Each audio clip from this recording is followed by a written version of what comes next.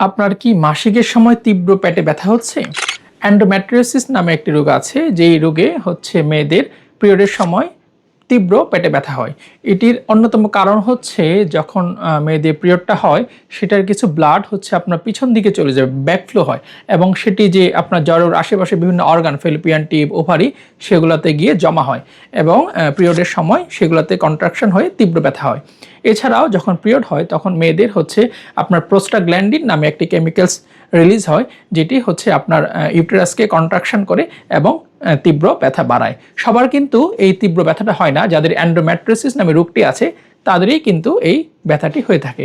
আর আপনার ঘরোয়াভাবে কিভাবে সেই ব্যথা থেকে মুক্তি পেতে পারেন, আপনারা জানেন অনেকে হট কম্প্রেশন বা গরম সেক দিয়ে থাকেন, অথবা হচ্ছে বেশি করে পানি খেয়ে থাকেন, অথবা পেইন কিলার, প্যারাসিটামল বা এই ধরনের ওষুধ খেয়ে থাকেন। অনেকে দেখা যায় নর্মাল পেইন কিলারে সেই ব্যথাটা কমছে না, অনেক সময় আমরা হরমোনাল ওষুধপত্র দিয়ে থাকি বা গাইনোকোলজিস্টরা হরমোনাল কিছু ওষুধ দিয়ে থাকেন। এছাড়াও আমরা হচ্ছে NSAID বা আরও কিছু ব্যথা কমার কিছু ওষুধ দিয়ে থাকি, যেটি হচ্ছে আপনার ব্যথা কমাতে সহায়তা করে।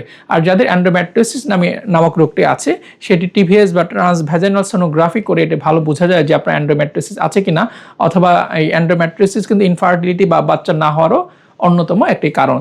তাই যাদের তীব্র মাসিকে পেটে ব্যথা হয় বা অসহ্য ব্যথা হয়, আপনারা প্রয়োজনে একজন গাইনোকোলজিস্ট অথবা ইনফার্টিলিটি স্পেশালিস্ট বা হরমোন বিশেষজ্ঞের পরামর্শ নিতে পারেন। এছাড়াও রিপ্রোডাক্টিভ এন্ডোক্রাইনোলজি অ্যান্ড ইনফার্টিলিটি নামে একটি সাবজেক্ট আছে এবং এই বিশেষজ্ঞ যারা আছে, ইনফার্টিলিটি স্পেশালিস্ট বা রিপ্রোডাক্টিভ এন্ডোক্রাইনোলজিস্ট, তারাও কিন্তু এই সমস্যাটা দেখে থাকেন।